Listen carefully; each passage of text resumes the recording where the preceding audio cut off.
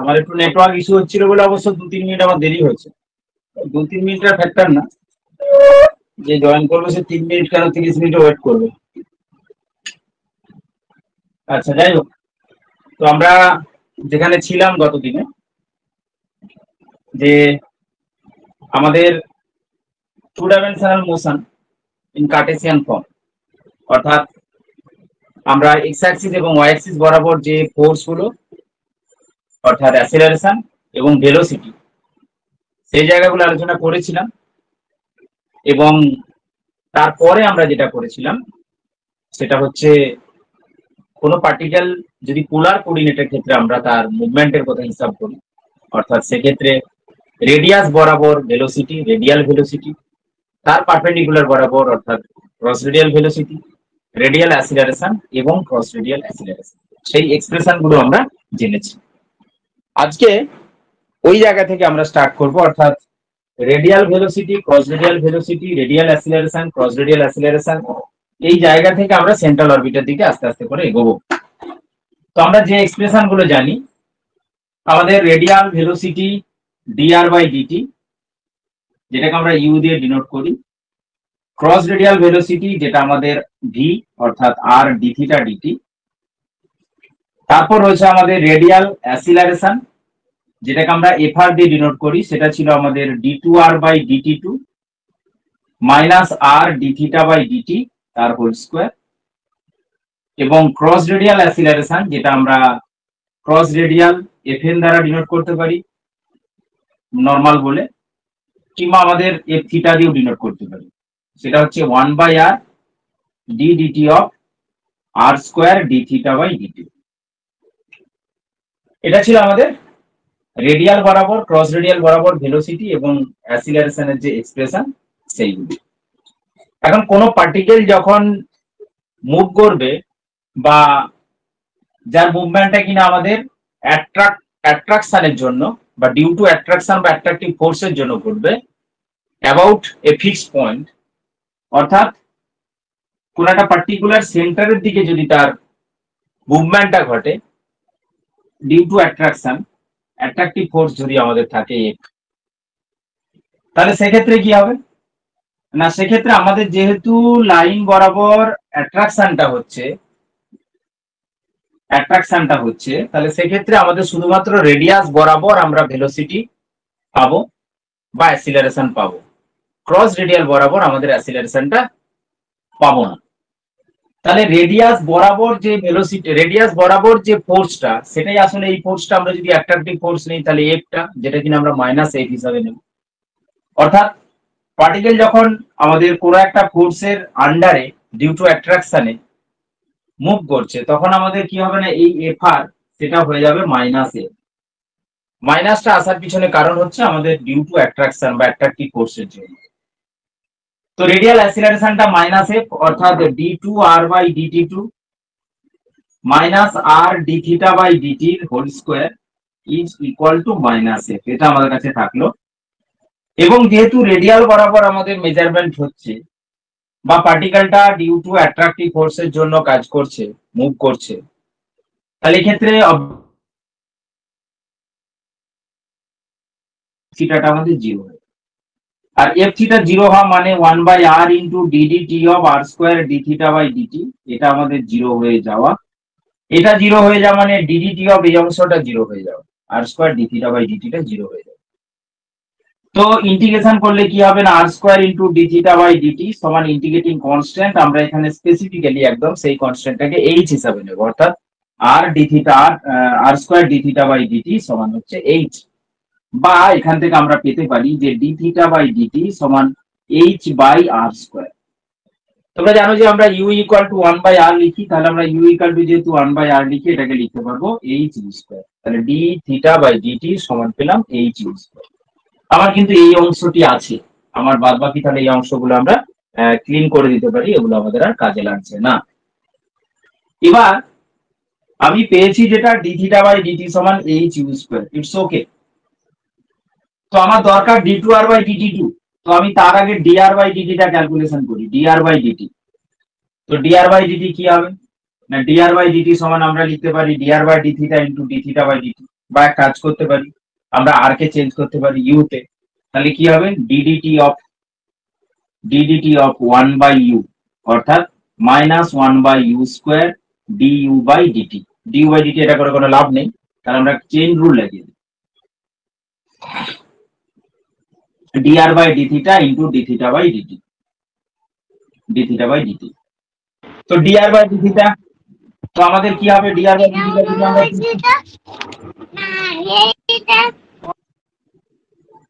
হ্যাঁ কিছু বলছো? Hello hello sir. হ্যাঁ, কেউ কি কিছু বলছিলে? স্যার এফ থিটাটা 0 হলো কি করে?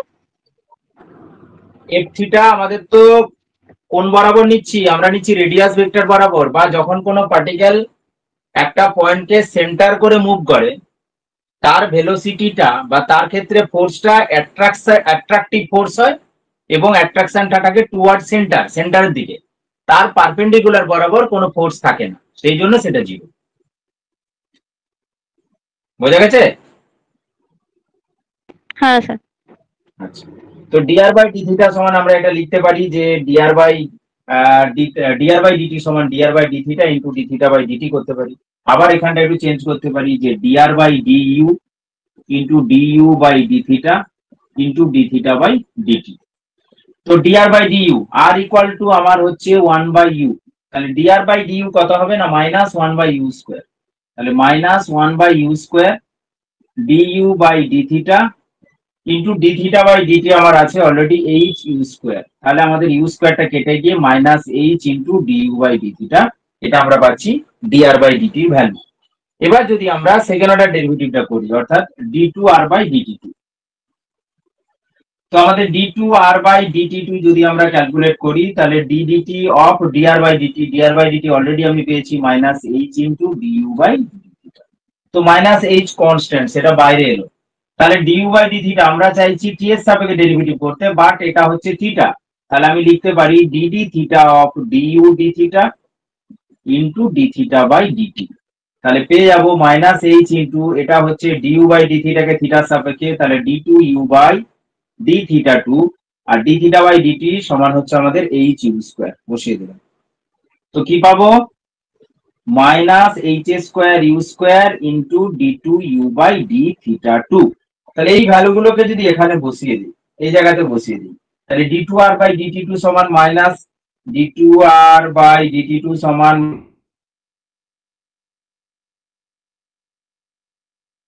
মাইনাস আর মানে 1/u, আর মানে 1/u, আর d থিটা বাই dt মানে আমাদের ছিল h u স্কয়ার, তাহলে h square u to the power 4 equal to minus a. তো সব জায়গা থেকে যদি আমরা মাইনাসটাকে বাদ দিয়ে দেই এবং ক্যালকুলেশন করি তাহলে যেটা পাবো আমরা সেটা হচ্ছে h square u square d2u by d theta 2 minus কেটে গেল প্লাস হয়ে গেল h square into u cube সমান f, তো h স্কয়ার u স্কয়ার যদি কমন নিয়ে নেই তাহলে u plus d2u by d theta 2 equal to f।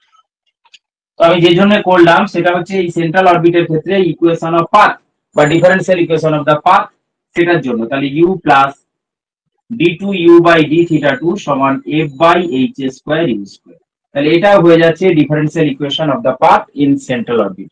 তো সেন্ট্রাল অরবিটের ক্ষেত্রে এটা হচ্ছে ডিফারেন্সিয়াল ইকুয়েশন। এবার একটা জিনিস খেয়াল করো, এখানে আমরা যেটা পেয়েছি u plus d2u by d theta 2 equal to h square u square, f by h square u square, তো এফটাকে আমরা অ্যাট্রাকটিভ ফোর্স ধরে নিয়ে তাই আমরা পেয়েছি এটা। ভালো করে খেয়াল করো, অ্যাট্রাকটিভ ফোর্স মানে মাইনাস ধরে নিয়ে ফর্মুলাটা এখানে প্লাস পেয়েছি, তাহলে যদি কোনো প্রবলেমের ক্ষেত্রে আমাদের রিপালসিভ বলা থাকে তাহলে সেক্ষেত্রে কিন্তু এফটাকে এই ফর্মুলাতেই মাইনাস দিয়ে ব্যবহার করব। আবারও বলছি, আমাদের এখন যদি কোনো প্রবলেম ডিউ টু অ্যাট্রাকশন বলে দেওয়া থাকে তাহলে কিন্তু আর এফ কে মাইনাস নেব না, তার কারণ এফ কে মাইনাস ধরে নিয়েই আমরা ফর্মুলাটা এই আকারে পেয়েছি। তো যদি রিপালশন থাকে, যদি রিপালসিভ ফোর্স থাকে তাহলে কিন্তু আমরা এফ কে মাইনাস হিসাবে এখন এই সূত্র ইউজ করতে গেলেও মাইনাস হিসাবে ট্রিট করব বা মাইনাস হিসাবে ইউজ করব, এটা একটা ম্যাটার। তার আমাদের যদি কোনো ক্ষেত্রে দেওয়া থাকে কোশ্চেন এমসিকিউ দেওয়া থাকে যে differential equation of the central orbit is বলে চারখানা অপশন দেওয়া থাকলো, the symbols have their usual meaning, অর্থাৎ চিহ্নগুলি প্রচলিত অর্থবহ, মানে এফটা আমাদের যেমন ফোর্স হয়, ইউটা যেমন আমাদের 1/r হয়, সেই চিহ্নগুলো কিন্তু মেনটেন করছে বা আমাদের প্রচলিত মানে যে ট্র্যাডিশনাল সিম্বল গুলো ইউজ করে থাকি সেটারই মিনিং এখানে নিচ্ছে, এটা বলা হচ্ছে। এবার হচ্ছে যে সেন্ট্রাল অরবিটের ক্ষেত্রে যদি আমরা এই ইকুয়েশনটাকে পিডাল ফর্মে নিয়ে যেতে চাই, কোশ্চেন এরকম হলো যে the differential equation of the central orbit in pedal form, কোশ্চেনটা এটা, the differential equation of the central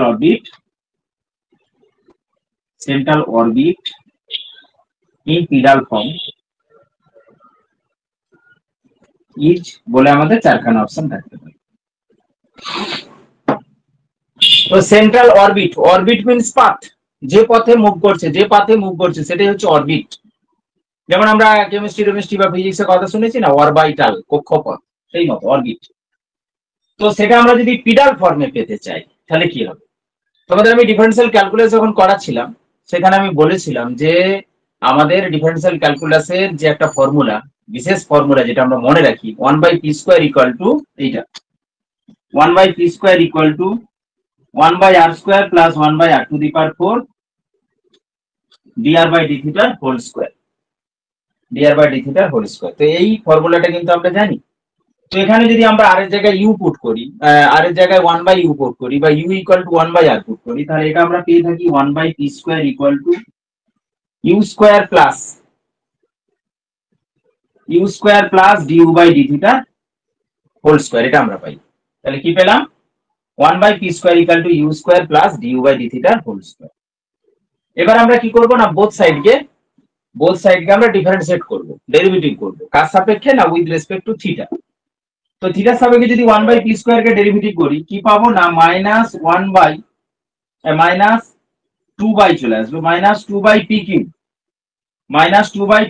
dp/dθ is equal to 2u du/dθ plus 2du/dθ into d2u/dθ। এই পর্যন্ত বোঝার ক্ষেত্রে কারোরই সমস্যা থাকার কথা নয়। এবার আমরা সব জায়গা থেকে যদি একটা করে 2 কে বাদ দিয়ে দিই, তো 2 কে বাদ দিয়ে দেওয়ার পর আমরা কি পেতে পারি না, 2 কে বাদ দেওয়ার পর পেয়ে যাচ্ছি আমরা 1/p³ dp/dθ is equals to u plus d2u/dθ2 into বাইরে আমাদের থাকবে du/dθ। তো আমাদের এই জিনিসটা জানা আছে যে u plus d2u/dθ2 সমান হচ্ছে f/h²u²। তো ওটাকে আমরা ইউজ করতে পারি।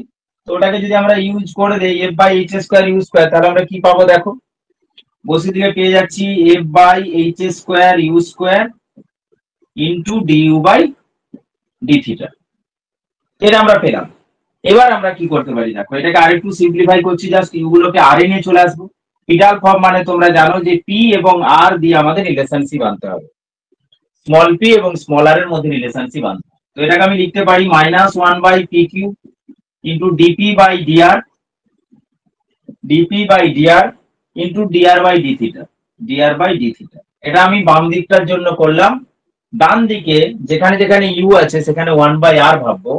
তাহলে f/h² আগে থেকে ছিল 1/u² মানে r², আর du/dθ এটাকে আমরা লিখছি du/dr into dr/dθ, এটা আমরা করতে পারি du/dr into dr/dθ।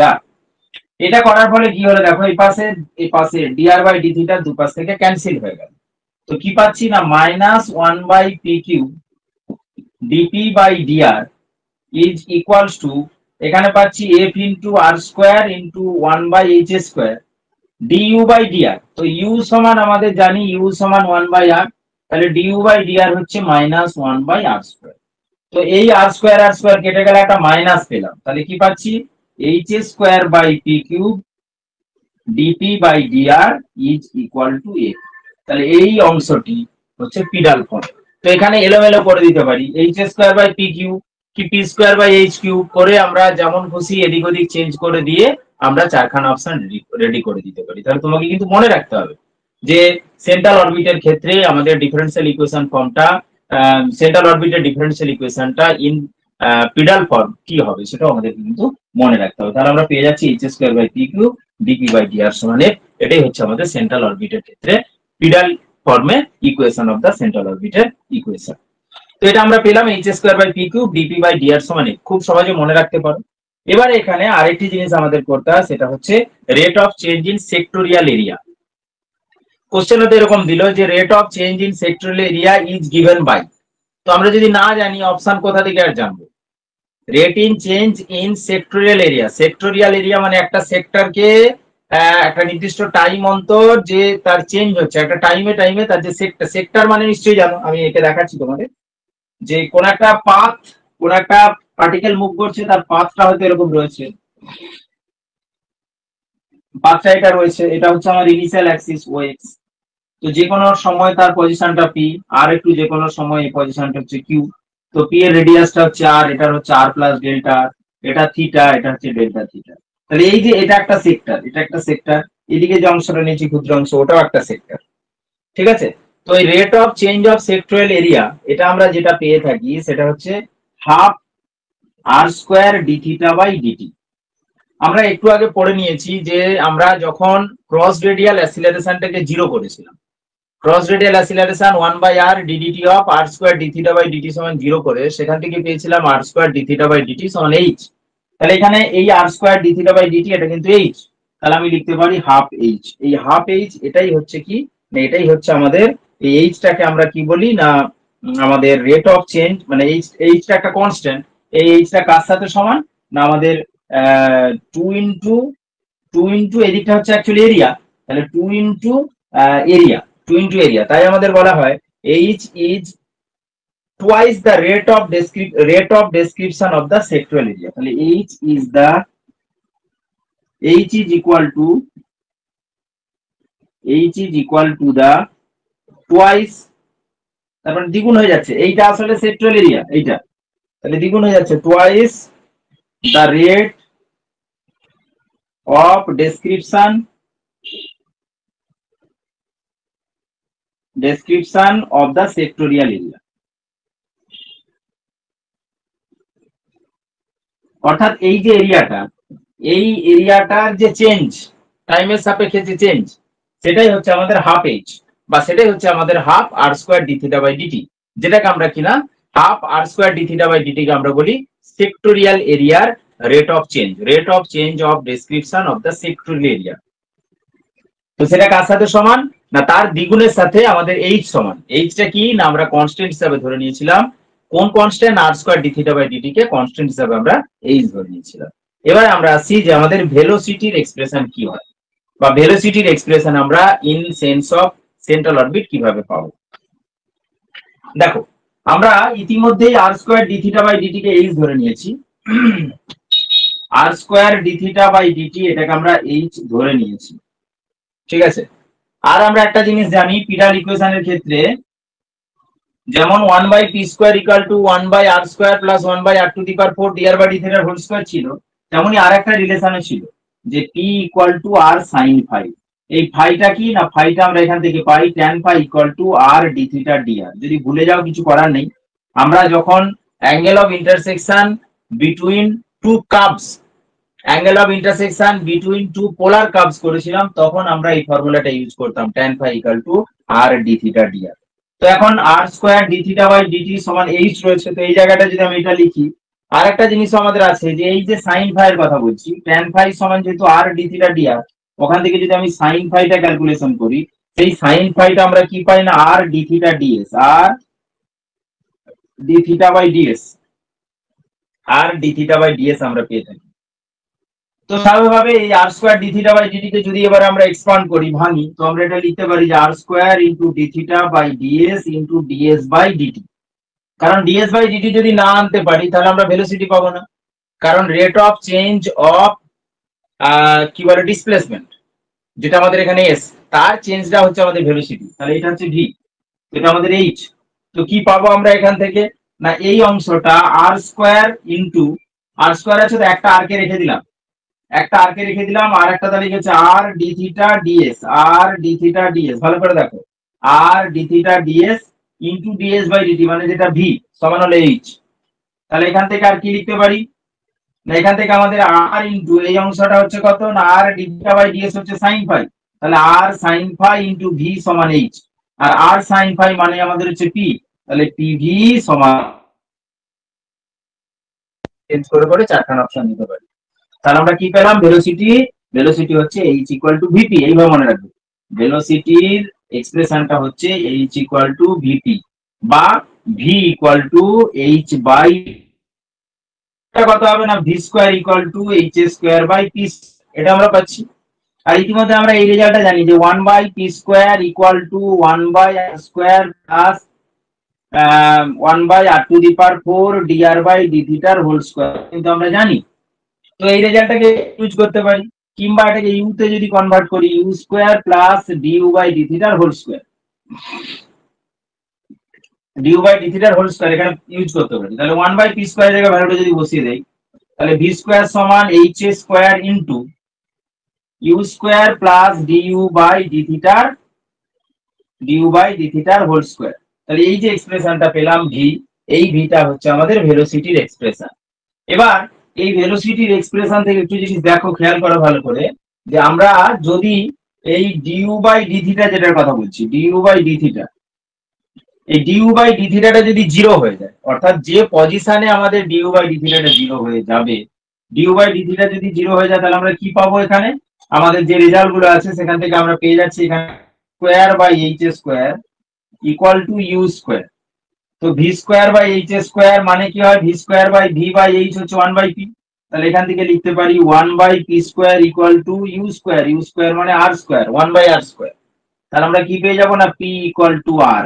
এই যে পি ইকুয়াল টু আর পেলাম, এটাকে বলা হয় আমাদের অ্যাকচুয়ালি ডিইউ বাই ডি থিটাটা জিরো হলে পারে যে পজিশনটা থাকে তাকে বলি apse position, at an apse. And at an apse এর ক্ষেত্রে আমরা দেখলাম যে ডিইউ বাই ডি থিটাকে যদি জিরো করি তাহলে সেক্ষেত্রে পি ইকুয়াল টু আর, অর্থাৎ আমাদের ট্যানজেন্ট থেকে অরিজিন থেকে ট্যানজেন্টের উপর পারপেন্ডিকুলার ডিসটেন্স রেডিয়াসের সাথে সমান হয়ে যাচ্ছে। তাহলে এই ঘটনাটা তখনই ঘটবে যখন কিনা অ্যাট এন অ্যাপস হবে, এবং এই পজিশনটাকে যেমন অ্যাপস বলছি, অ্যাট এন অ্যাপস বলছি, এই সময় যে অ্যাঙ্গেলটা হবে তাকে আমরা অ্যাপসিলার অ্যাঙ্গেল বলে থাকি। আর পজিশনটা তো বললাম যে অ্যাট এন অ্যাপস, এবং অ্যাট এন অ্যাপস এর ক্ষেত্রে ডিউ বাই ডি থিটাটা zero, du by D theta zero হওয়ার সাথে সাথে পি ইকুয়াল টু আর হয়ে যাচ্ছে। পি ইকুয়াল টু আর হয়ে যাওয়া মানে কি না অরিজিন থেকে ট্যানজেন্টের উপরে পারপেন্ডিকুলার ডিসটেন্স রেডিয়াসের সাথে সমান, অর্থাৎ এই পারপেন্ডিকুলার হয়ে যাবে, অর্থাৎ রেডিয়াস ভেক্টরটা আমাদের কি হবে না কার্ভের সাথে পারপেন্ডিকুলার হয়ে যাবে, তবেই আমাদের পি এবং আর কিন্তু সমান হবে।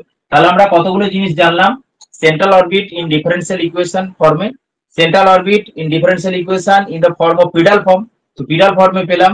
তারপর আমরা ভেলোসিটি এক্সপ্রেশন পেলাম এইচ ইকুয়াল টু ভিপি, সেই এইচ ইকুয়াল টু ভিপি থেকে ভি এর আরো একটা এক্সপ্রেশন পেলাম যে v square equal to h square into u square plus du by D থিটার হোল স্কয়ার। আরো আমরা বললাম যে ডিউ বাই ডি থিটাটা জিরো কখন হয় না অ্যাট এন অ্যাপস পজিশনে, এবং সেক্ষেত্রে আমাদের পি ইকুয়াল টু আর হয়। তো এই সমস্ত যে তথ্যগুলোর কথা বললাম তার সাথে আমরা আরেকটা বলেছি যে rate of description of the sectorial area, rate of change of description in the sectorial area, যেটাকে আমরা হাফ এইচ বা এইচ কনস্ট্যান্টটাকে বলেছি twice the description change of description of the sectorial area, এই জায়গাটার কথা আমরা বললাম। এবার আমাদের এখানে আমরা কি করতে পারি, আরো তিনটে জিনিস আমাদেরকে মনে রাখতে হবে, তারপর আমরা প্রবলেমে যেতে পারি। একটা হচ্ছে velocity from infinity, velocity from velocity in a circle, and velocity from infinity, velocity in a circle, আর একটা হচ্ছে সম্ভবত অরিজিনে বা সেন্টারে কিছু একটা হবে। যাক এই দুটো মনে রাখলেই চলবে। একটা হচ্ছে যে ভেলোসিটি, তাহলে according to definition vc square equal to f অর্থাৎ force into radius vector f into r, তাহলে ভিসি সমান হচ্ছে root over of f into r, এটা আমরা পাবো। আর একটা হচ্ছে ভেলোসিটি ফ্রম ইনফিনিটি,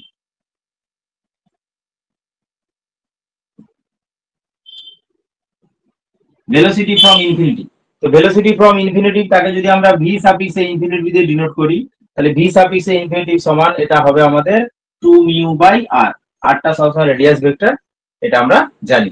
তো এই দুটো জিনিস তোমাদেরকে মনে রাখতে হবে, অ্যাপসের পজিশন বললাম, অ্যাপসিলার ডিসটেন্স এর কথা বললাম, এবারে আমাদের বিভিন্ন পাথে মুভ করলে পারে পার্টিকেল, সেক্ষেত্রে ল অফ ফোর্স কি হবে সেগুলো তোমাদের মনে রাখতে হবে। আমি জাস্ট একেবারে সিম্পলিফাইড ফর্মে তোমাদের বলে দিচ্ছি, বা এগুলো আমি হয়তো ছবিটাও তোমাদের দিতে পারি যাতে তোমরা এট এ গ্ল্যান্স দেখে মনে রাখতে পারো বা প্রবলেম গুলোর অ্যান্সার করতে পারো।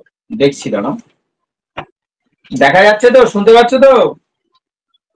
তোমাদের এরকম যদি জয়েন করার হাত থাকে তাহলে আমাকেও ভাবতে হবে কি করবো। Sir velocity in a circle একটু আরেকবার বলেন তো। ভেলোসিটি ইন এ সার্কেল মানে কি, কোনো পার্টিকেল যখন সার্কুলার পাথে মুভ করছে, কোন একটা ফোর্স আছে, অ্যাট্রাকটিভ ফোর্সটা হচ্ছে এফ, তাহলে তখন কি হবে না, আমাদের ভেলোসিটি ইন সার্কেলটা যদি ভি সাফিক্সে সি দিয়ে ডিনোট করি তাহলে ভিসি সমান হচ্ছে এফ। অ্যাকচুয়ালি আমাদের তোমার লিনিয়ার ভেলোসিটি আর একটা অ্যাঙ্গুলার ছিল না, ওটা লাগবে না, ওখানে আর একটা ফর্মুলা আছে, সেটা দিয়েও মনে রাখতে পারো যে velocity in circle is equals to acceleration of the center, মানে ইনটু আর, মানে এফটা হচ্ছে অ্যাসিলারেশন এট দ্য সেন্টার আর আরটা হচ্ছে রেডিয়াস ভেক্টর, সেটাই আমাদের হয়ে যাবে কিনা সার্কুলার পাথে মুভ করলে পারে যে ভেলোসিটি, মানে vc square equal to f into r. মনে রেখে দাও, ক্ষতি কিছু নেই। ভেলোসিটি ফ্রম ইনফিনিটি যেমন v infinity square equal to something, velocity in a circle সেটা হচ্ছে vc square equal to f into r. তারপরে যেটা ফোর্স দেওয়া থাকবে তার সাথে রেডিয়াস ভেক্টরটা গুণ করলেই আমরা কিন্তু সার্কুলার পথে বা সার্কুলার অরবিটে পার্টিকেলটার ভেলোসিটি পেয়ে যাব। খুব সংক্ষেপে মনে রাখার জন্য এইভাবে মনে রাখতে পারি, আর তো কোনো সহজ পথ আমার জানা নেই। আর কে কি বলছো বলো? কিছুই বলছে না এরা, কিছুই মনে করে না, শুধু বলে অ্যাড দিক অ্যাড দিক, তারপর পড়বো। দাঁড়া, টুক করে যখন অ্যাড দিয়ে দিবে ইনফিনিটি স্যার ওখানে ভেলোসিটি। মিউটা কি কনস্ট্যান্ট? হ্যাঁ, মিউটা কনস্ট্যান্ট। যেমন তোমার ধরো ফোর্স দেওয়া থাকছে, কোন ক্ষেত্রে হয়তো বলে দিল যে ফোর্স এই mu into x two the power something, এটা হচ্ছে ফোর্স। কিংবা কোথাও বলে দিল F varies as x square, F varies as 1/x square, তো তখন সেখানে ওই ভেরিয়েশন অফ কনস্ট্যান্ট আনার জন্য যেটা আনা হয় সেটাই মিউ। ঠিক আছে।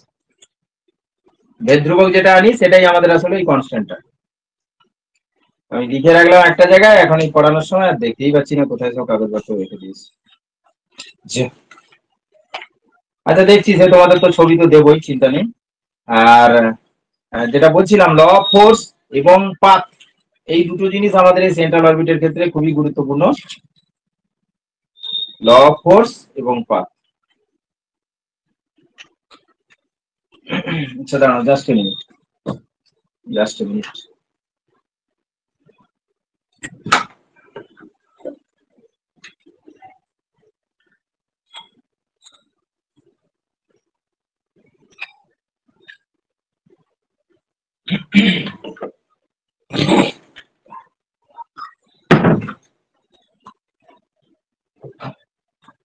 হ্যাঁ, সেন্ট্রাল অরবিটে বলে দিয়েছি, পিরাল ফর্ম বলে দিয়েছি, যা যা আলোচনা করার করছি কিনা দেখে নিচ্ছে। আচ্ছা, ভেলোসিটি ইন এ সার্কেল সব বলে দিয়েছি, ঠিকই আছে, যা যা বলেছে এগুলোই। আচ্ছা, এবারে যেটা আমি বলতে বলতে থেকে গেছিলাম, সেটা হচ্ছে যে আমাদের যদি কোনো পার্টিকেল আমাদের এই সেন্ট্রাল অরবিট বা সেন্ট্রাল ফোর্সের আন্ডারে মুভ করে, যদি আমরা তার পাথটা জানি, অর্থাৎ সেটা যদি প্যারাবোলিক হয়, সেটা যদি ইলিপ্টিক হয়, সেটা যদি সার্কুলার হয়, তাহলে সেক্ষেত্রে ল অফ ফোর্স সেটা কি হবে। আর যদি আমাদের সেক্ষেত্রে ইলিপ্টিক্যাল পাথ হয়, তোমরা জানো যে আমাদের সান বা সূর্যকে ফোকাসে রেখে আমাদের যে আর্থ বা যে কোনো আমাদের যে গ্রহগুলো রয়েছে সেগুলো যখন মুভ করে, তো সেটা কি হয় না, সেক্ষেত্রে আমাদের একটা টাইম পিরিয়ডের কথা আছে। Time period, total time period, কতটা টাইম লাগে আমাদের পুরোটা কভার করতে, সেই টাইম পিরিয়ডের জন্য আমাদের তিনটে এক্সপ্রেশন আছে, বড় বড় হয়ে যায়, সেই এক্সপ্রেশন গুলো আমি মনে রাখার কথা বলবো না। তোমাদের দেখবে আহ, আমাদের প্ল্যানেটরি মোশনে ওই জায়গাগুলো কিন্তু আছে। আমি যেটার কথা বলছি এখানে সেটা হচ্ছে যে তখন ফোর্সটা কিরকম হয়, অর্থাৎ যদি ইলিপ্টিক পাথে মুভমেন্ট করে তখন ফোর্সটা রেডিয়াসের সাথে কিরকম ভ্যারি করে, 1/r না 1/r আর স্কোয়ারের সাথে ভ্যারি করে, কি করে, সার্কুলার পাথে হলে কি করে, ইলিপ্টিক, প্যারাবোলিক, হাইপারবোলিক এগুলোর ক্ষেত্রে কি করে, এই জায়গাগুলো তোমাদেরকে একটু দেখতে বলবো। প্রথমত আমি যদি আমাদের ইলিপ্টিক্যাল অরবিট নেই, ইলিপ্টিক্যাল অরবিট, ইলিপ্টিক্যাল অরবিট যদি নিই। তো এই ইলিপ্টিক্যাল অরবিটের ক্ষেত্রে আমরা দেখাতে পারবো বা ক্যালকুলেশন করলে আমরা যেটা পাবো, অ্যাকচুয়ালি এরকম যদি ভেবে নাও যে l by r equal to 1 plus g cos theta. তোমরা জানো যে এর মানটা যদি লেস দেন 1 নেই তাহলে আমাদের ইলিপস, এর মানটা যদি গ্রেটার দেন 1 নেই হাইপারবোলা, এর মান যদি 1 নেই তাহলে প্যারাবোলা। তো এর মান যদি লেস দেন 1 হয়ে থাকে তাহলে এই জায়গা থেকে আমি কিন্তু 1 বাই আর কে ইউ করতে পারি। তাহলে ইউ ইকুয়াল টু আমি লিখতে পারবো 1 plus e cos theta divided by l. তো এটা যদি করি তাহলে এখান থেকে আমি du by D theta, d two u by D theta two এগুলো সব পেয়ে যাবো। এগুলো পেয়ে গেলেই আমাদের সেন্ট্রাল ফোর্সের ক্ষেত্রে বা সেন্ট্রাল অরবিটের ক্ষেত্রে কি ছিল না, f by H square u square equal to u plus d two u by D theta two. তো আমার ইউ জানা আছে, du by D theta calculation করার পর d two u by D theta two calculate করতে পারবো।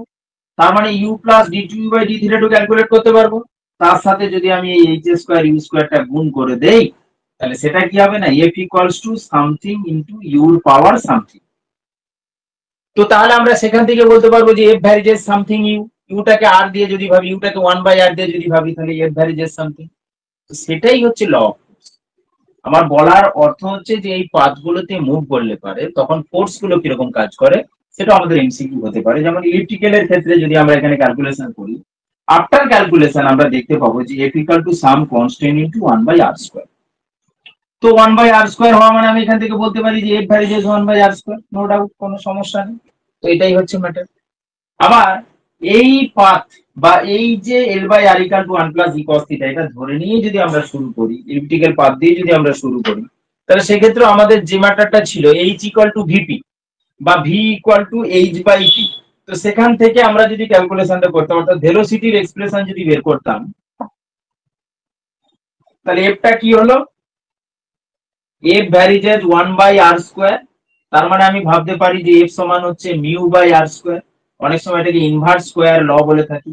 তাহলে mu by r square আমাদের এফ ইকুয়াল টু পেয়ে গেলাম। আমি যেটা চাইছি এইচ ইকুয়াল টু ভিপি, তাহলে v equal to h by p, v equal to h by p বা v square equal to h square by p square. এটা করে আমরা একটা এক্সপ্রেশন পেয়েছিলাম, একটু আগেই পেয়েছিলাম ভেলোসিটি এক্সপ্রেশন। তো সেই ভেলোসিটি এক্সপ্রেশনে যদি আমরা বসিয়ে দিতে পারি মানগুলো, তো ভেলোসিটি এক্সপ্রেশনটা যেটা পেয়েছিলাম সেটা আমি আরেকবার বলে নিচ্ছি। ভেলোসিটি এক্সপ্রেশনটা আমরা পেয়েছিলাম এরকম ভাবে যে V square equal to h square by P square. তো এই 1 বাই পি স্কোয়ারটাকে বসিয়ে দিলে, 1 বাই পি স্কোয়ারের জায়গায় মানটা বসিয়ে দিলে এটা পাচ্ছিলাম u square plus du by D theta whole square. তো আমরা যেহেতু l by r equal to 1 plus e cos theta থেকে r equal to 1 by r এর জায়গায় ইউ বসিয়ে একটা রেজাল্ট পেয়েছিলাম, তো সেখান থেকে ডিইউ বাই ডি থিটা এবং d two u by D theta two calculate করেছিলাম। কেন?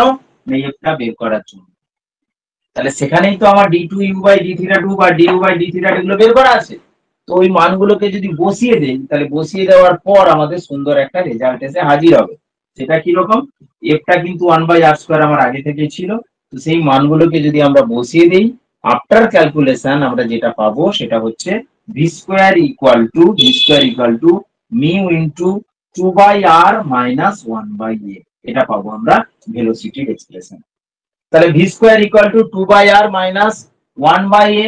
যখন আমার এটা হাইপারবোলিক হয়ে যাবে তখন এটা প্লাস হবে, যখন এটা ইলিপ্টিক হবে তখন হবে 2 মিউ বাই আর। আমি সবকটাই আলোচনা করছি এক এক করে। দেখো আমি যেটা বলতে চাইছি বোঝার চেষ্টা করো যে ইলিপ্টিক পাথে মুভ করছে তখন আমরা ফোর্স বা ল অফ ফোর্সটা দেখালাম যে এফ সমান মিউ বাই আর স্কোয়ার বা f varies 1 by r square, এবং সেক্ষেত্রে ভেলোসিটির এক্সপ্রেশন হচ্ছে আমাদের v square equal to mu into 2 by R minus 1 by a. এবং যদি আমরা এটাকে প্যারাবোলিক নিতাম, তো সেই প্যারাবোলিক নিলে কি হয়, হাইপারবোলিক নিলে কি হয়, সব ক্ষেত্রেই আমাদের ল অফ ফোর্স কিন্তু লাগবে, অর্থাৎ এফ এর কথা বলবো। তো আমি প্রথম যেটা নিয়েছিলাম সেটা হচ্ছে ইলিপ্টিক। ইলিপ্টিকের ক্ষেত্রে আমরা পেলাম f varies 1 by r square. যদি আমরা এটাকে প্যারাবোলিক নেই, যদি এটাকে আমরা প্যারাবোলিক নেই তাহলেও কিন্তু আমাদের এফ ভ্যারিজেস 1 বাই আর স্কোয়ারই আসবে। আর যদি এটা আমাদের সার্কুলার অরবিট হয়, সার্কুলার অরবিটের ক্ষেত্রে আমাদের ফোর্সটা কিন্তু একটু অন্যরকম আসবে, এফ ভ্যারিজেস 1/r⁵ মনে রাখবে, এই তিনটে রেজাল্ট মনে রাখবে। আর তিনটে রেজাল্টের ক্ষেত্রে ভেলোসিটির এক্সপ্রেশন গুলো মনে রাখবে। যেমন আমরা এক্ষেত্রে যেটা পেয়েছি ভি স্কোয়ার ইকুয়াল টু এটা পেয়েছি, প্যারাবোলিকের ক্ষেত্রেও আমরা ভেলোসিটি এক্সপ্রেশন পাবো, এবং ইন সার্কুলার অরবিটের ক্ষেত্রেও। সার্কুলার অরবিটের মজা একটা ব্যাপার আছে, যে সার্কুলার অরবিটের ক্ষেত্রে যেমন ফোর্সটা হচ্ছে 1/r⁵ এর সাথে ভ্যারি করছে, ভেলোসিটিটা 1/r² এর সাথে ভ্যারি করবে, অর্থাৎ ভেলোসিটি ভি ভ্যারিজেস 1/r²। তো এই জায়গাটা আমরা অনেক আলোচনা করলাম। এবার আমরা পাথ দিয়ে বা সেন্ট্রাল অরবিটের দু একটা প্রবলেম যেগুলো আমরা এমসিকিউ টাইপের করতে পারি সেটার কথা বলি। তো প্রত্যেকটা ক্ষেত্রে আমি আবারও বলি, এই সেন্ট্রাল অরবিটের ক্ষেত্রে কিন্তু সব থেকে ভাইটাল জায়গাটা যেটা হচ্ছে এমসিকিউর জন্য, সেটা হচ্ছে ল অফ ফোর্স বের করা বা ক্যাপিটাল এফ বের করা। তো সেই ক্যাপিটাল এফটা কিন্তু সবসময় আমাদের যে differential equation of the central orbit বা differential equation of the path ছিল, সেই পাথের যে রেজাল্টটা, সেই রেজাল্টটাকে ব্যবহার করেই হবে। ঠিক আছে, অর্থাৎ f equals to h² into u plus du/d2u/d²। তো এই এক্সপ্রেশন থেকে কিন্তু আমরা এফটা পাবো। এইদিকে যে এক্সপ্রেশনটা পাবো সামথিং ইন্টু আর, সামথিং ইন্টু আর এর পাওয়ার, কি সামথিং ইন্টু 1/r, কি সামথিং ইন্টু 1/r⁵ সামথিং, সেই জায়গা থেকে আমরা বলবো যে এফ ভ্যারিজেস আর, কি এফ ভ্যারিজেস 1/r, যা থাকবে সেটাই হচ্ছে ল অফ ফোর্স। যেমন একটা প্রবলেম এখানে আছে, তোমাদের দেখতে পারো যে r⁴ into cos n⁵ is equal two a⁴ এই পাথে কোনো পার্টিকেল মুভ করছে, তাহলে এটা হচ্ছে পাথ দেওয়া আছে। তাহলে এই পাথে মুভ করছে, তাহলে ফোর্সটা কি, ল অফ ফোর্সটা কি, অর্থাৎ এফটা কিরকম ছিল, যার জন্য আমাদের পাথটা এটা পেয়েছি। তাই এটা যদি পাথ হয়, আমরা তাহলে কি করবো, এটাকে কনভার্ট করবো ইউতে। কনভার্ট করলে কি হবে, ইউ ইকুয়াল টু 1/r। তাহলে আমি এই জায়গাটাকে ওপাশে নিয়ে যেতে পারি যে cos n⁵ equal to a⁴n/r⁴। তাহলে r⁴n 1/r মানে ইউ, তাহলে u⁴n a⁴n equal to cos n⁵। তো এই জায়গা থেকে you have to find d2u/d⁵2, du/d⁵ and d2u/d⁵2. After that, putting the values of u and d2u/d⁵2 here, we can get the expression for f. তখন আমরা f এর এক্সপ্রেশনটা পেয়ে যাব, এবং সেই এখানে আমাদের বইতে করে দেওয়া আছে, এটা তোমরা 262 পেজে পেতে পারো, 62-63 পেজে। আফটার ক্যালকুলেশন দেখা যাচ্ছে যে f ইকুয়াল টু আমরা পাচ্ছি সাম কনস্ট্যান্ট ইনটু r⁴ তাহলে সাম কনস্ট্যান্ট ইনটু r⁴ পাওয়া মানে কি বলবো না, force F varies as r⁴ তো এই ধরনের যে ল অফ ফোর্সের প্রবলেম, এগুলো কিন্তু তোমাদের দেখতে হবে, বা প্রতিটা স্টেপে বা প্রত্যেকবারে যখন করবে একটা একটা করে মনে রাখতে হবে, সেই সংখ্যাটা বাড়াতে হবে, তবে কি হবে। কারণ প্রতি ক্ষেত্রে তুমি যদি এইভাবে এই জায়গা থেকে ক্যালকুলেশন করে বের করার চেষ্টা করো, সেটা কিন্তু অনেক টাইম কনজিউমিং, অনেকটা টাইম লেগে যাবে। বুঝেছো? আগের বারের লিস্ট গুলো দেখলে, তোমরা দেখেছো যে লিস্টটা বেরিয়েছে, দেখলে কি গো? হ্যাঁ স্যার দেখলাম। হাইস্ট কত? হাইস্ট 53, হাইস্ট 53, দেখেছো? হ্যাঁ স্যার। হ্যাঁ স্যার কি করে আর হয়? লোয়েস্ট না হতে পারে, ছেড়ে দাও, সন্দেহ করছি না। তারপর একটা জিনিস হচ্ছে 6-7 জন প্রথমে 53 পাওয়ার পর একদম 48 না 48 না কত একটা 48 না 46 হোক 48, তারপর আবার 53 আছে। তো লোয়েস্ট কত ফার্স্ট স্লটে, এতে নয়, ওয়েটিং থেকে নয়, লোয়েস্ট কত ছিল দেখেছো? স্যার 33 কত দেখলাম, 30, 33 33 কি 34? 34 না 33 বা 32 হবে, ওটা ফার্স্ট মানে একদম ফার্স্ট পেজে 9 নম্বর পেজ পর্যন্ত গিয়েছে, বুঝতে পারলে? 9 নম্বর পেজ পর্যন্ত গিয়েছে। তো 9 নম্বর পেজ পর্যন্ত গিয়েছে, সেখানে আমি দেখলাম যে ফিমেল আমার পরিচিত যেগুলো ছিল, যারা ওয়েটিং এ ছিল, তাদের মধ্যে যেমন ফিমেল 181 ছিল, সেও পেয়েছে। ফিমেল তারপরে একটা 100 না, তার আগে একটা ছিল 100 কত, আর 181 দুজনই পেয়েছে দেখলাম।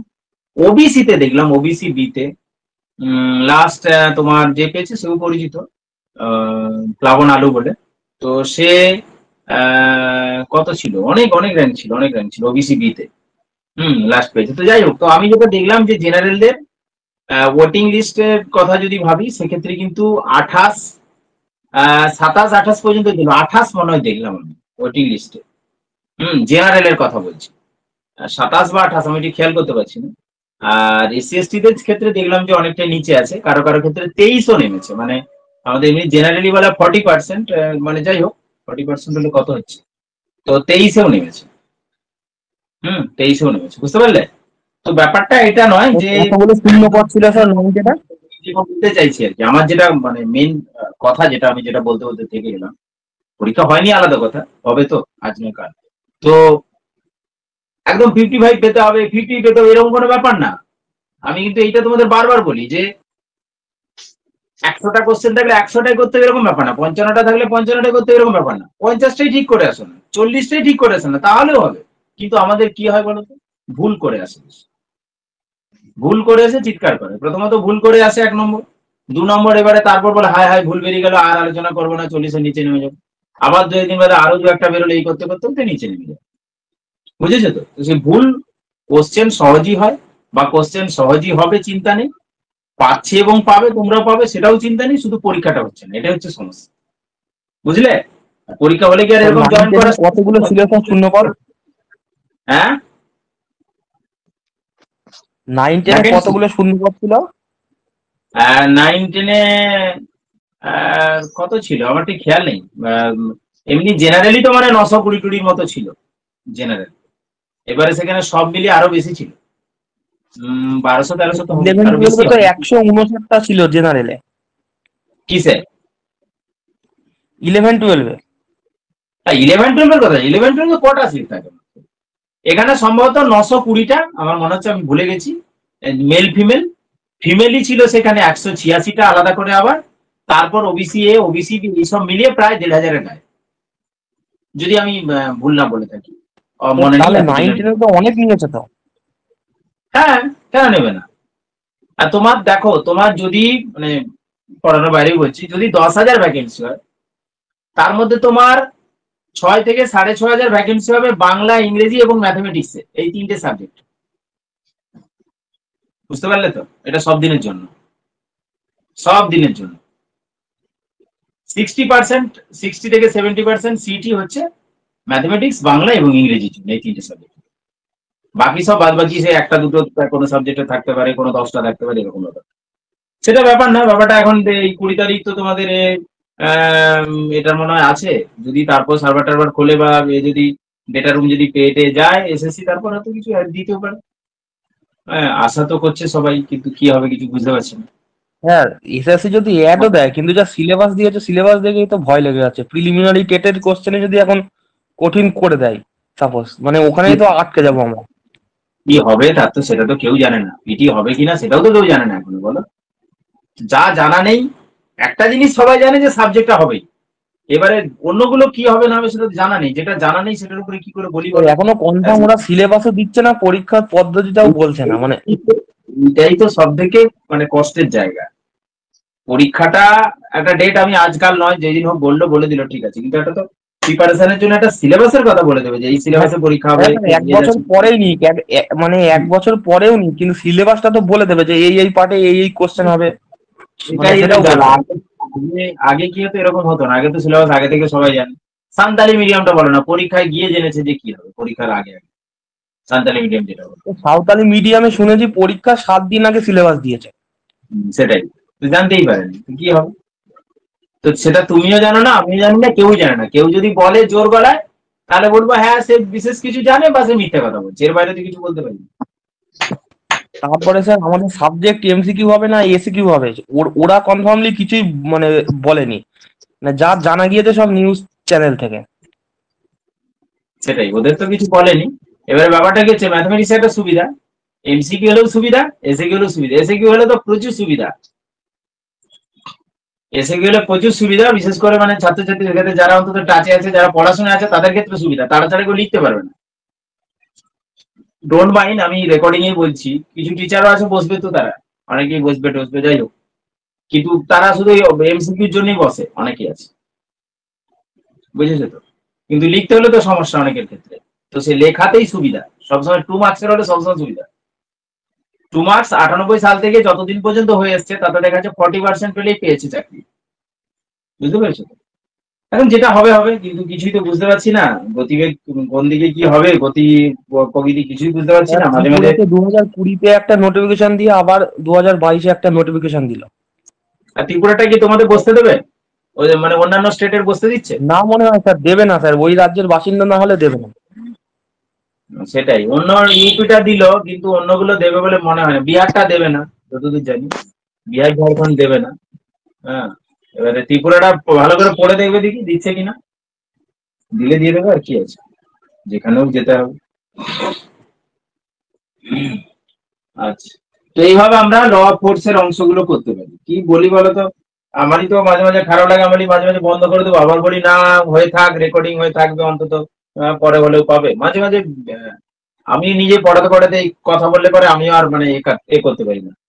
হ্যাঁ, কি বলবো, কোন লক্ষ্যে এগোবো সেটাও বুঝে উঠতে পারছি না। হঠাৎ করে একটা নোটিফিকেশন দিল, সবাই নড়ে চড়ে বসলো। আমি বললাম না যে এরা এরকমই করে। আজ 5ই মে থেকে 5ই মে, 5ই জুন, 5ই জুলাই, আবার জুলাই শেষে 5ই আগস্ট হয়ে যাবে, কিন্তু এদের কোনো 5ই হেলদোল জুলাইতে নেই। স্যার আমরা ডেপুটেশন দিলাম। হুম, 5ই মে প্রথম অ্যাড দিল যে জানানো হবে, তো তারপর তো সব চুপ। আমার মনে হচ্ছে ডেটা রুম পেলেই সঙ্গে সঙ্গে কিছু একটা নোটিফিকেশন করবে। 20 তারিখের উপরে অনেক কিছু নির্ভর করছে। যদি 20 তারিখ শুনানি হয়, যদি দেখা যায় যে 9-10-এর যে এটা দিয়েছে, এটাকে মেনে নিল যে হ্যাঁ সব ঠিকঠাক আছে, তাহলে মনে হয় ডেটা রুম যদি সিবিআই থেকে এরা পেয়ে যায়, তাহলে হয়তো কিছু নোটিফিকেশন করলেও করতে পারে। এইচএম এর জন্যও করবে এবং অ্যাসিস্ট্যান্ট টিচার দুটোই হয়তো একসাথে করতে পারে। আমার মন বলছে, এবারে জানি না কতটা কি হয়। কারণ একটা নোটিফিকেশন দিয়ে দেওয়া মানে সেটা তো আর 1 বছর ধরে চলতে পারে না। কথা বুঝতে পেরেছো? নিশ্চয়ই কিন্তু কোনো না কোনো প্রিপারেশন নিয়েছিল, নিয়ে দিয়েছে। এটা আমি ধরে নিচ্ছি, আমি সব পজিটিভ দিকেই ধরছি যে হ্যাঁ সবকিছু প্রিপারেশন নিয়েছিল, কারণ তার আগে যে প্রসেস গুলো করেছিল, ভ্যাকেন্সি গুলো জানতে চেয়েছিল। হ্যাঁ, সেই জন্য বলছি যে নিশ্চয়ই কিছু প্রিপারেশন নিয়েই ভাবনা চিন্তা করে এটা করেছিল। এবারে অনেকে, তোমরা হয়তো অনেকে বলবে যে না এই দিক থেকে মুখ ঘোরানোর জন্য, মোড় ঘোরানোর জন্য করেছে, সেটা হতে পারে। কিন্তু আমিও মনে করি পজিটিভ দিকটা যদি ধরি, যে কিছু না কিছু একটা মোটিভ ধরেই তো নোটিফিকেশন দিয়েছিল, তাহলে হয়তো মিটলে পারে, কিছু দিতে পারে। এই হচ্ছে ব্যাপার। আর সিবিআই যেখানে ঢুকেছে, খুব তাড়াতাড়ি মিটে যাওয়ার আশাও আবার দেখছি না। তো যদি 19-এরটাকে ক্লিয়ার করে দেয়, বা মানে 19-এর বলছি, এই যেটা হলো, এটাকে যদি 9-10টাকে যদি ক্লিয়ার বলে ধরে নেয়, তাহলে আমার মনে হয় ছেড়ে দেবে, করতে দেবে পরে। তো এটা হলো ব্যাপার। এবারে এখানে ল ফোর্স ছাড়া আর কিছু করার নেই। ল ফোর্স আর পাথ, কিন্তু সব প্রবলেমই বড় বড়। এটা হচ্ছে সব থেকে বড় সমস্যা। এখানে যত সমস্ত প্রবলেম গুলো আছে সেন্ট্রাল অরবিটের ক্ষেত্রে, সবই বড় বড়।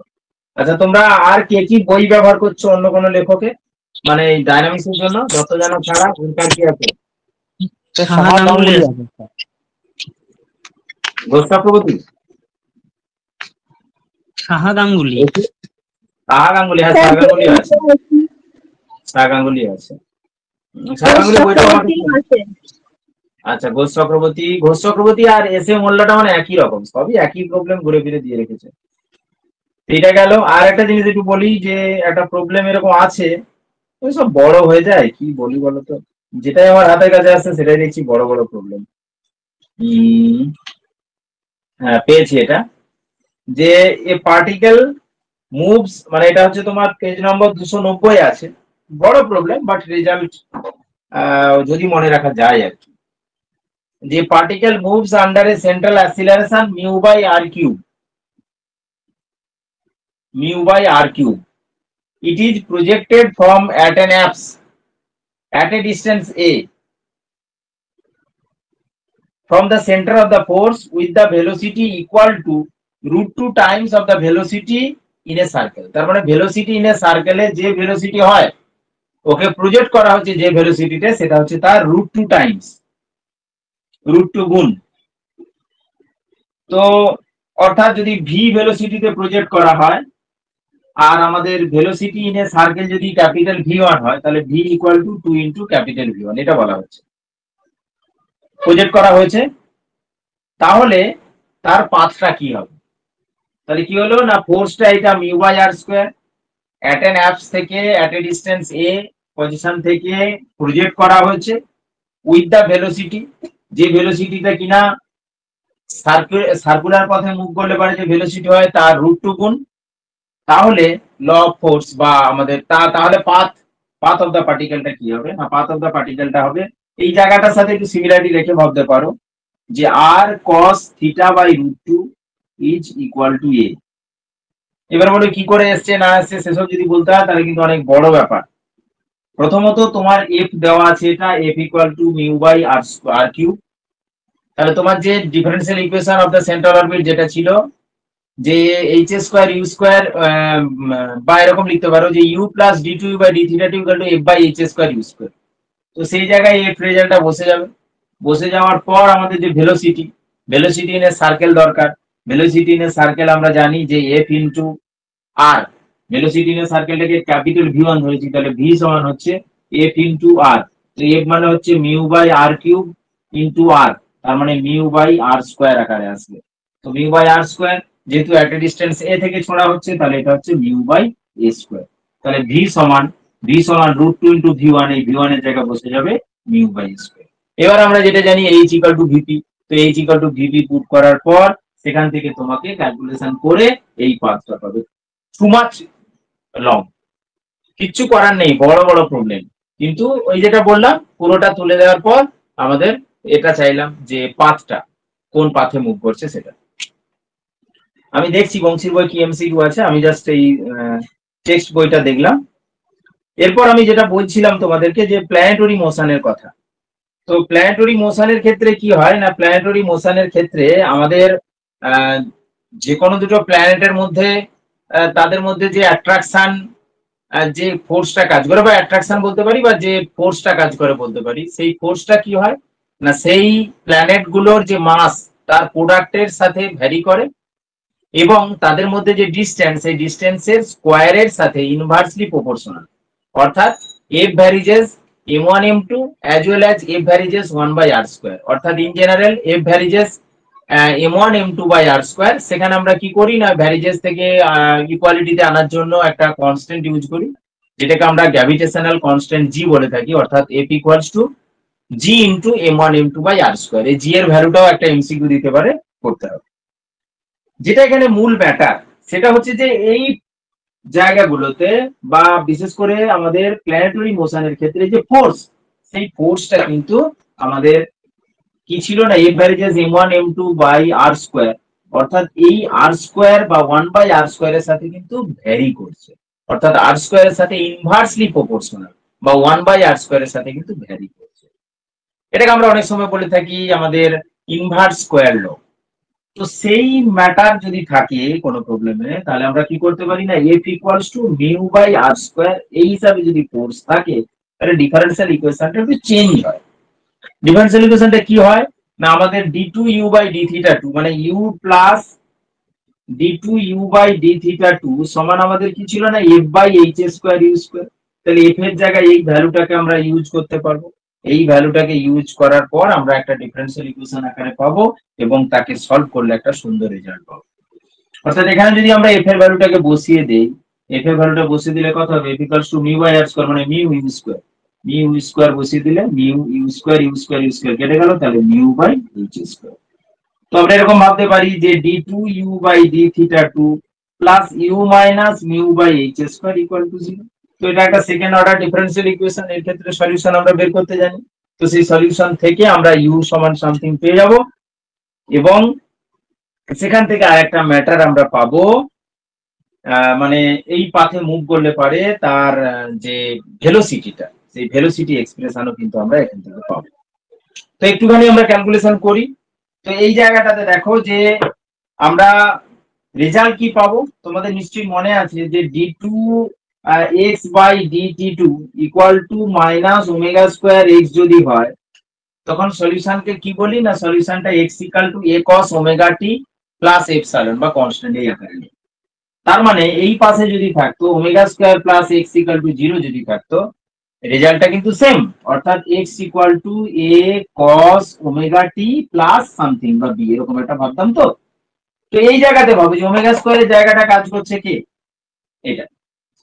এবং এখানে আমরা u d2u by d theta 2 যা u এর জায়গায় আমি এখানে ভাবতে পারি u minus h by mu by h square, এটাও আমরা কিন্তু ভাবতে পারি। তাহলে u minus mu by H square equal to আমরা কি পাবো না a cos theta minus something epsilon এই আকারে ধরে নিতে পারি। তাহলে u equal to mu by H square plus a cos something এই আকারে কিন্তু আমরা পেয়ে যাচ্ছি। তো এখানে ইউ সমান আমাদের 1/r সেটা আমরা জানি। তো সেটা যদি এখানে বসিয়ে দেই ইউ জায়গায় 1/r, তাহলে 1/r equal to mu by H square plus capital A into cos of theta minus epsilon. এবার আমরা যে ডিফারেন্সিয়াল আমরা যে পোলার ইকুয়েশন পড়েছি সেই পোলার ইকুয়েশনের কথা যদি ভাবি, আমরা এই জায়গাটাকে যদি 1 আনি, অর্থাৎ সবাইকে যদি মিউ বাই এইচ স্কোয়ার দিয়ে ভাগ করে দেই বা এইচ স্কোয়ার বাই মিউ দিয়ে যদি ভাগ করে দিই, তাহলে কি পাবো h square by mu by r is equal to এটা তাহলে আমাদের 1 হবে 1 plus something into cos of theta minus epsilon. তাহলে এই অংশটাকে আমরা কি বলি, এটা ছিল semi latus rectum by l. তাহলে এল ইকুয়াল টু আমাদের কি হবে না এল ইকুয়াল টু আমাদের এইচ স্কোয়ার বাই মিউ। এই রেজাল্টটাও কিন্তু আমরা অনেক সময় ব্যবহার করে থাকি বিভিন্ন প্রবলেমের ক্ষেত্রে। তো আমরা এই ফর্মটা মানে এই যে অংশটা পেলাম এই ফর্মটা কিরকম একটা ফর্ম না, এই ফর্মটা আমাদের আসলে l by r equal to 1 plus e cos theta ফর্মে পেয়েছি। তো 1 প্লাস ই কস থিটা ফর্মে পাওয়া মানে তিনখানা ফর্ম। ই এর ভ্যালু 1 হলে প্যারাবোলিক বা প্যারাবোলা, ই এর ভ্যালু গ্রেটার দেন 1 হলে আমাদের হাইপারবোলা, ই এর ভ্যালু লেস দেন হলে আমাদের ইলিপ্টিক। তো সমস্ত গুলোর ক্ষেত্রেই আমরা যদি ভেলোসিটি এক্সপ্রেশনের কথা বলি তাহলে আমরা কি পাবো,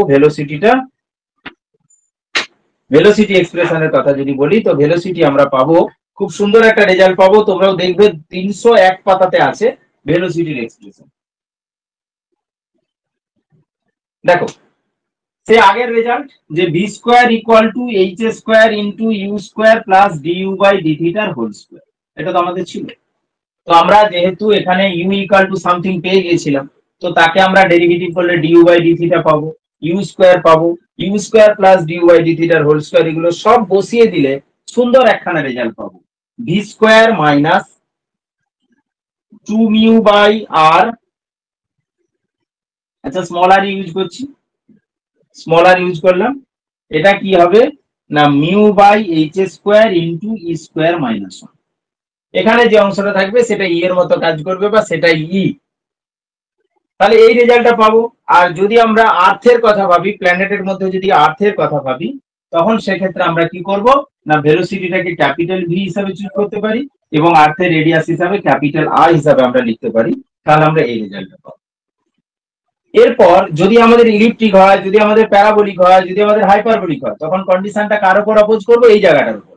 যে ইলিপ্টিক হলে পারে ই স্কোয়ার মাইনাস 1 এর মানটা 0, সরি প্যারাবোলিক হলে ইলিপ্টিক হলে ই স্কোয়ার মাইনাস 1 এর মানটা লেস দেন 0, হাইপারবোলিক হলে পারে ই স্কোয়ার মাইনাস 1 এর মানটা গ্রেটার দেন 0। তো এই জায়গা থেকে আমরা কি পাবো না ইলিপ্টিক হলে তাহলে এই অংশটা 0 হচ্ছে ডান দিকে, তাহলে V square equals to 2 mu by আর।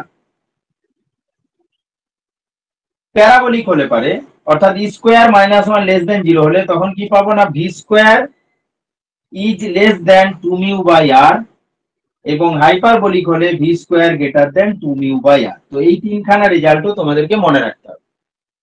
এই জায়গাটা একটা কথা বলি, কিছুদিন আগে তোমাদের আমি আলোচনা করেছিলাম যে আমাদের পিডাল ফর্ম বা pedal equation of an ellipse with respect to centre with respect to focus as pole, centre as pole আর ফোকাস এজ পোল।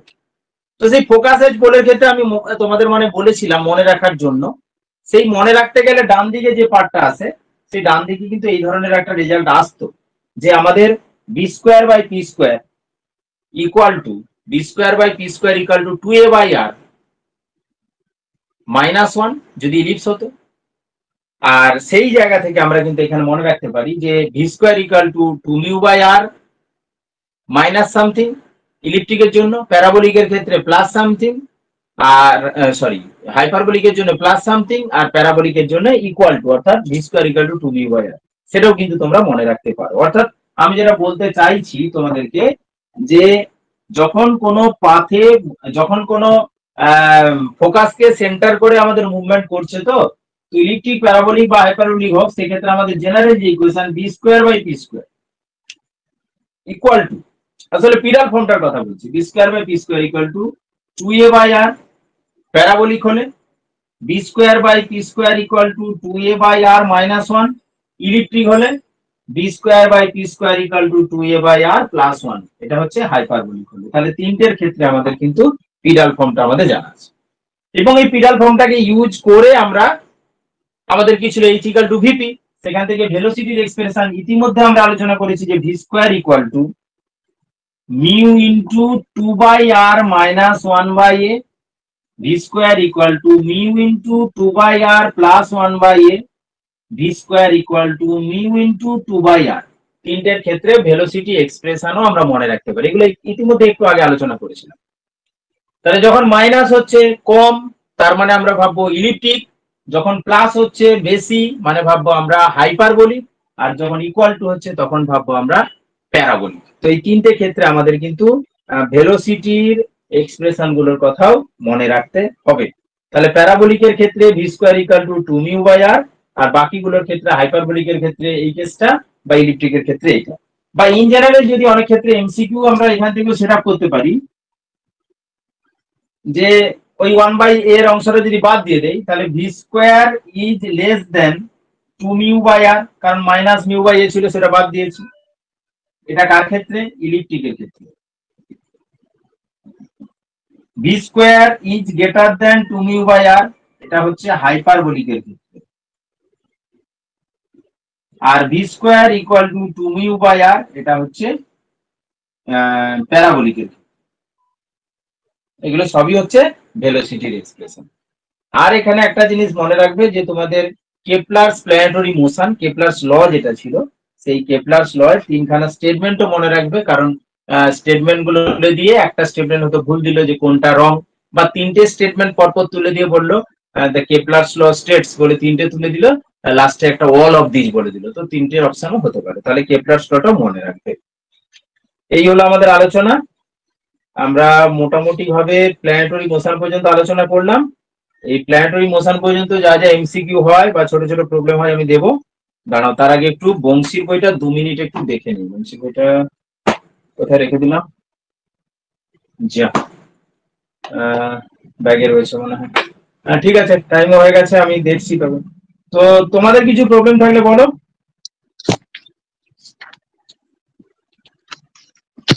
বংশীর বইটা নিতে বলি, স্যার। কোথায় রেখে দিই? হ্যাঁ বলো স্যার স্যার গতবার 11-12 কত কত কাট অফ এসেছিল? দেখো, এই ধরুন 9-10 এর কাট অফটা দিয়েছে, 11-12 তো দেয়নি। আর 9-10টার কাট অফ দেওয়ার আগেই আমাকে অনেকে জিজ্ঞেস করেছিল, আমি তখনও বলেছিলাম যে কাট অফ বলতে তোমাদের ফার্স্ট চান্সে 34-33 নেমেছে, তখন তো বিশ্বাস করছিল না অনেকেই। তোমাদের সঙ্গে তো পরিচয় হয়নি, অনেকে যারা আগে আমার সঙ্গে যোগাযোগ হয়েছে তারা জানে যে আমি তখন বলেছিলাম যে 34 পর্যন্ত নেমেছে, কারণ আমার স্টুডেন্ট যে ফার্স্ট চান্সে পেয়েছে এত নম্বর পেয়েছে বলে বলেছিলাম।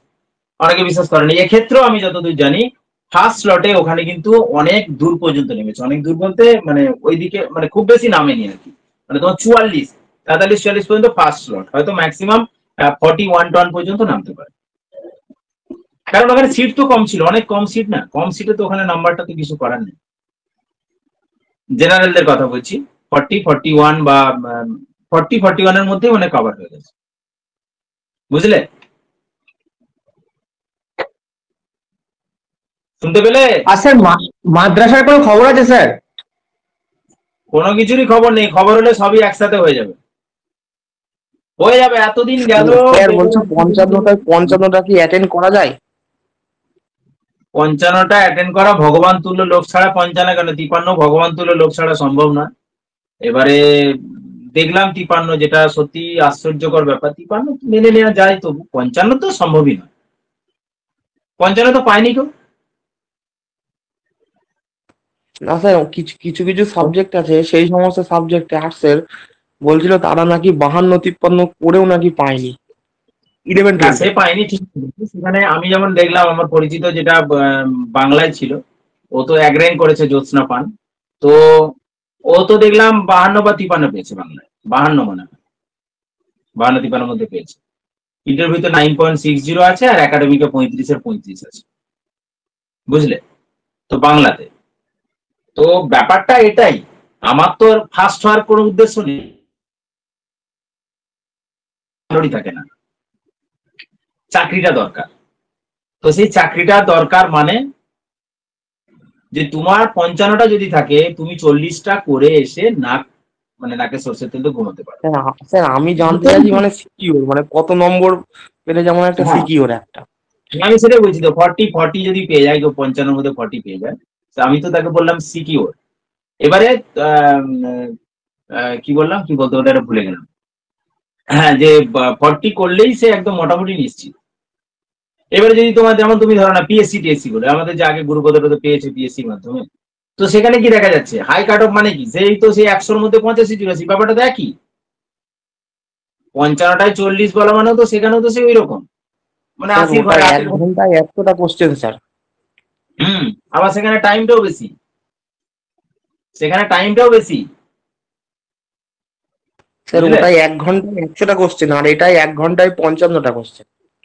হুম, তো এই টাইমটা বেশি না এখানে? হ্যাঁ স্যার এখানে কিছুটা টাইম বেশি। হ্যাঁ, সেই জন্য এখানে বেশি করা যেতে পারে, তবে 53 মানে অনেক অনেক ভালো পেয়েছে, এত বেশি 53 ভাবা যায় না আর কি। হ্যাঁ, তোমরা যেটা আমি যেটা বলতে বলতে যাচ্ছিলাম, যে তোমরা হয়তো ভাববে যে স্যার বলছে 40, এখন তো কম্পিটিশন বিরাট, ঘোড়ার টিমের কম্পিটিশন। তো 50 জন যদি বলে যে পড়াশোনা করছি, 50 জনের 40 জনও করে না, ভাবে যে করব করব, 30 জন ভাবে করব, তার মধ্যে 15 জন শুরু করে, 15 জন শুরু করার পর ভাবে যে দূর অ্যাডভার্ট দিক, একদম পরীক্ষার আগে আগে করব, 5 জন 7 জন পড়াশোনা করে। অথবা ওই কম্পিটিশন প্রচুর, কম্পিটিশন প্রচুর, সব ভুলভাল কথা। যতই কম্পিটিশন হোক ম্যাথমেটিক্সে তোমার 55টার মধ্যে 40 মানে বিরাট ব্যাপার, 40-42 মানে, বুঝতে পেরেছো তো? তো সেই জন্য 55 লক্ষ্য আমি বলবো না, আমি দু একটা প্রবলেম বাদ দিয়েই ধরি না, সেটাই আমার হোক না কমপ্লিট, সেটাই আমি ঠিকঠাক করি না তাহলে তো। স্যার সব থেকে বড় কথা কিছু মানে কন্ট্রোভার্সিয়াল কোশ্চেন থাকে তো, যেগুলো নিয়ে একটু হুম, মানে কনফিউশন হবে। হুম। ঠিক আছে, আচ্ছা, পরে ব্যাপার যদি তুমি student তাদের সঙ্গে বলো, আমাদের MCQ টা তোমাকে দিয়ে দেবো আজকে। ঠিক আছে? হ্যাঁ, বলো বলো কি বলছো স্যার সুজয়, বলছি কি বলছো বলো। হ্যাঁ, বলছিলাম যে তাহলে এই মুহূর্তে আমরা কিভাবে তাহলে পড়াশোনা করবো, যে রোজ কি যেগুলো ডেসক্রিপটিভ আর ডেসক্রিপটিভ বলতে মানে থিওরি গুলো পড়ে এমসিকিউ প্র্যাকটিস করতে থাকবো সবসময়, মানে পড়ার প্যাটার্নটা একটু জানতে চাইছিলাম এই মুহূর্তে, কারণ মনে হচ্ছে যদি দেয় তাহলে হয়তো পুজোর আগে পরে দিতে পারে। বুঝতে পারছি। ব্যাপারটা হচ্ছে যে দেখো, যে যে চ্যাপ্টার গুলো তোমার হয়ে গেছে মনে হচ্ছে, বা যে অংশগুলো হয়ে গেছে মনে হচ্ছে, সেইগুলোই দেখো। এখন ম্যাথমেটিক্স এ ডেসক্রিপটিভ এমসিকিউর মধ্যে কোনো পার্থক্য নেই। আমি এমসিকিউ কে লিখে লিখে করলে আমার ডেসক্রিপটিভ হয়ে যাবে, না আর ডেসক্রিপটিভ এমসিকিউ বলছি করলে না, আমার বলছি হচ্ছে যে থিওরি পার্টটা ভালো মতো পড়ে তারপর এমসিকিউ গুলো করবো। যখনই আমার 2 মার্কসের হবে তখন একটু স্ট্র্যাটেজিটা চেঞ্জ হয়ে যাবে, তখন অঙ্ক অনেক রকম চেঞ্জ হয়ে যাবে। কিন্তু এমসিকিউর ক্ষেত্রে আমাদের সিলেক্টেড কিছু অংশ করতে হবে। যখনই আমার 2 মার্কসের হবে তখন থিওরি গুলো আসবে, তখন সেই ছোট ছোট প্রবলেম গুলো, যে থিওরিটিক্যাল টাইপের প্রবলেম, সেগুলোকে ধরতে হবে, কিন্তু এমসিকিউ তে সেইগুলো লাগবে না। এই ব্যাপারটা আছে। এখন আপাতত আধ ঘন্টা 1 ঘন্টা বের করে দেখো না, যেরকম ভাবে করছো, টেক্সচুয়াল বই ধরে কোনো একটা চ্যাপ্টার দেখলে, কনসেপ্ট গুলো একবার দেখলে, তারপর তো তোমার তো যে কোনো একটা এমসিকিউ হয়ে আছে, সেই এমসিকিউ বইগুলোর এমসিকিউ গুলো দেখে নাও, তাহলে স্যার এত নেক্সট চাপ। এক্সামটা হুম, বলো। নেক্সট এক্সামটা কবে নেবেন, যেটা হ্যাঁ, স্যার আমি যেটা এক্সামের নেবেন? মানে ব্যাপারেই বলতে চাচ্ছিলাম, আপনি যদি একটু মানে সপ্তাহে একটা নিচ্ছিলেন, এবার ওটা যদি মানে দুবার কিংবা মানে 3 দিন করে নেন, তাহলে পড়াটা বেশ চালু থাকে স্যার। এখন আপাতত একটু করে নেই, যখনই আমি দেখবো যে আমার নোটিফিকেশন আসছে, তখন তোমাদের নিয়ে চিন্তা করতে হবে। আমার অনেক বেশি চিন্তা আছে তোমাদের নিয়ে, ঠিক আছে? টোটালি ডিভোটেড, তখন একদম কামড়ে পড়ে থাকতে হবে কিভাবে করা যায়, তখন আমি নিশ্চিত সেইভাবে তোমাদের এগিয়ে নেবো, চিন্তা করতে হবে না। ঠিক আছে, আপাতত একটা ডেট করে দাও, যেটা বন্ধ ছিল সেটা কালকে নেওয়ার চেষ্টা করছি, তারপর বৃহস্পতিবার তো হবেই আবার পরীক্ষা। ঠিক আছে? ও, ঠিক আছে, গুড নাইট। কারো কোনো হ্যালো কোশ্চেন থাকলে স্যার। আমাকে কল করবো বা হ্যালো মেসেজ স্যার। করবো।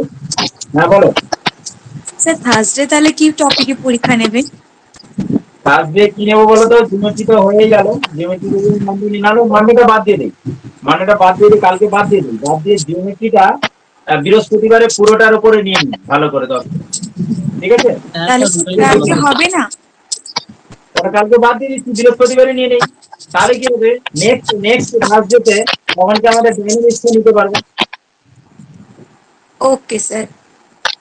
তাহলে কালকে মানডেটা বাদ দিয়ে দেই, বৃহস্পতিবার দিনটা পুরো জিওমেট্রি 2D 3D পুরোটার উপর নিয়ে নেই, তারপরের কামিং থার্সডেটা আবার হচ্ছে আমাদের ডাইনামিক্স এর উপরে নিয়ে নেবো, ঠিক আছে? Hello sir. হ্যাঁ বলো। Hello sir.